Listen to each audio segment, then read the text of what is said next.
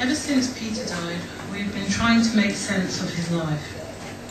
It's true that we all know a different Peter. I remember a tiny baby that arrived in our front room being swaddled by my mother when I was 6 years old. I remember wondering who he was and what he was doing there, and when, most importantly, he was going home. I love the sense of cards that he had that he got from my dad, and his wicked sense of humour, and his sickle cell.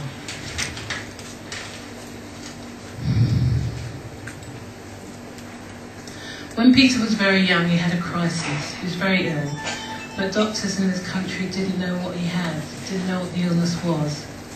When he recovered, we travelled to a hospital in Jamaica, where he had tests and he was told he had sickle cell. I remember overhearing. He was 9. The Peter Hugh, but which Peter Hugh did I know? The Peter Hugh I knew when I saw him reading, I thought he was pretending. The Peter Hugh I knew when I saw him driving a car, I couldn't quite believe it. The Peter Hugh I knew developed his first photographic print. I thought he was amazing. Not because he wasn't capable of it, but he was still my little brother, even though he towered above me. He did grow up. He studied photography and found talent in computing and an appetite for computers, mobile phones, watches, and anything electronic that he could plug his computer in or fix. Peter Hugh had many sides: son, brother, partner, cousin, godfather, friend, confidant, and cornerstone of many people's lives. And by the way, he had sickle cell anemia. Sickle cell anemia, or sickle cell trait, is a genetic disorder, most common in people from Africa, Mediterranean, India, or Indian descent. Sickle cell trait can be realised in children of people who have just one abnormal red blood, who one parent has abnormal blood cells, or sickle cell anemia can be realised in children who generally both parents have abnormal blood cells, but it's a personal thing and you do need to be tested. Peter was much more than his sickle cell. He was courageous.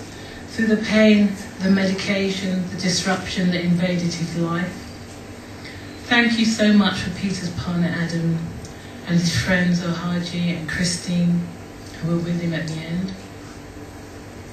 His ashes are buried next to his father in Jamaica, but he's resting in Trinidad, where he found a country with a spirit that he had, warm and inviting. Thank you.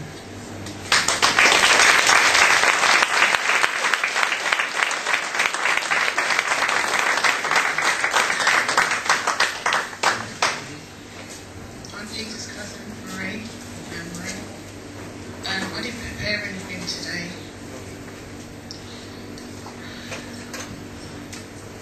Just see the photos of Peter.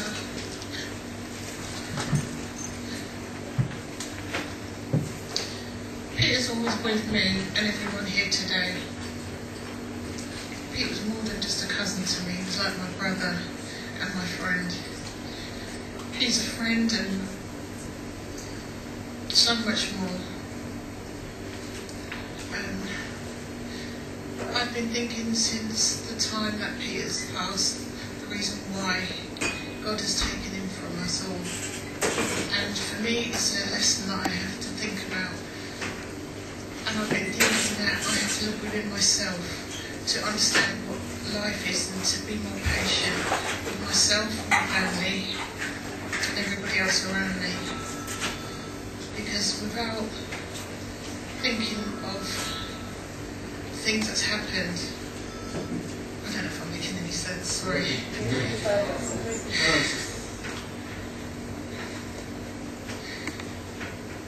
We have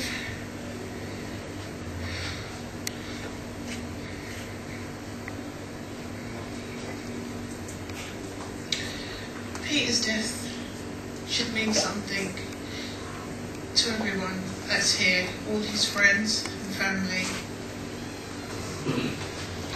Peter will be with me forever. That's it.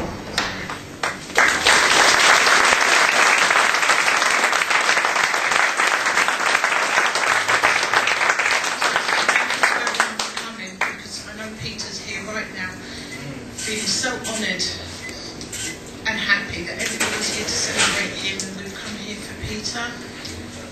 So thank you all for coming, and thanks for everybody that's done everything.